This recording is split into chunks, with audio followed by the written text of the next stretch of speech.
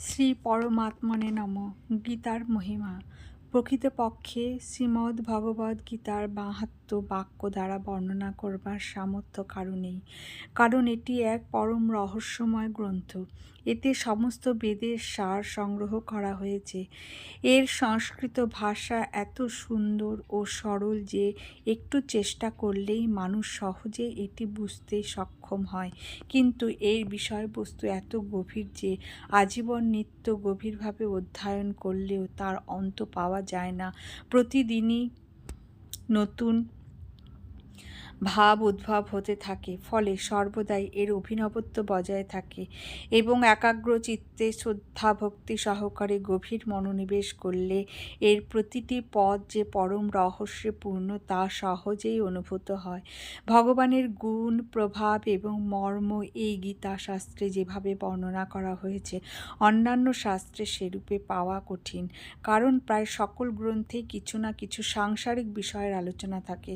ভগবান শ্রীমদ্ ভগবদ্ গীতা রূপ এমন একটি অনুপম শাস্ত্র উপদেশ করেছেন যার একটি শব্দ সদুপদেশ শূন্য নয়। শ্রী ব্যাসদেব মহাভারতে গীতা বিবৃত করার পর বলেছেন, গীতা ঠিক ঠিক বুঝে অধ্যয়ন করে ভাবসহ তার অর্থ চিত্তে ধারণ করা প্রধান কর্তব্য, যা স্বয়ং পদ্মনাভ ভগবান বিষ্ণুর মুখবিন্দ নিঃসৃত। অতএব অন্যান্য শাস্ত্রাদির বিস্তারিত ব্যাখ্যার কী প্রয়োজন?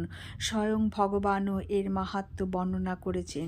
এই গীতা শাস্ত্রে মনুষ্য মাত্রেরই অধিকার, তা তিনি যে কোনো বর্ণ আশ্রমের হন না কেন, কিন্তু তার অবশ্যই ভগবানের শ্রদ্ধা এবং ভক্তি সম্পন্ন হওয়া চাই, কারণ ভগবান তার ভক্তদের মধ্যে এটিকে প্রচার করবার নির্দেশ দিয়েছেন এবং বলেছেন যে স্ত্রী, বৈশ্য, শূদ্র এবং পাপজনী ব্যক্তিও যদি এই শরণাগত হয় তাহলে তারা পরম গতি প্রাপ্ত হবে।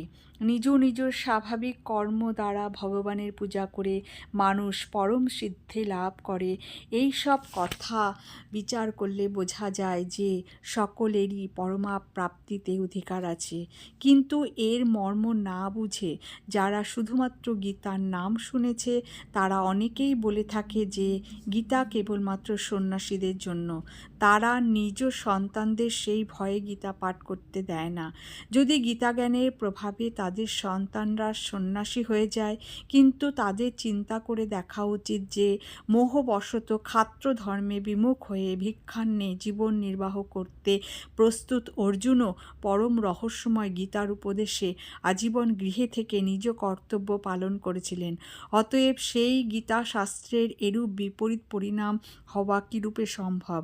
অতএব কল্যাণকামী মানুষের উচিত মোহ ত্যাগ করে অতিশয় শ্রদ্ধা ভক্তি সহকারে নিজ সন্তানদের অর্থ ও ভাব সহ গীতা অধ্যয়ন করানো এবং নিজেও এটির পঠন পাঠন মনন করে ভগবানের নির্দেশানুযায়ী সাধন ভজনে তৎপর হওয়া, কারণ এই অত্যন্ত দুর্লভ মনুষ্য দেহ লাভ করে জীবনের এক মুহূর্ত দুঃখমূলক ক্ষণভঙ্গুর ভোগে নষ্ট করা উচিত নেই।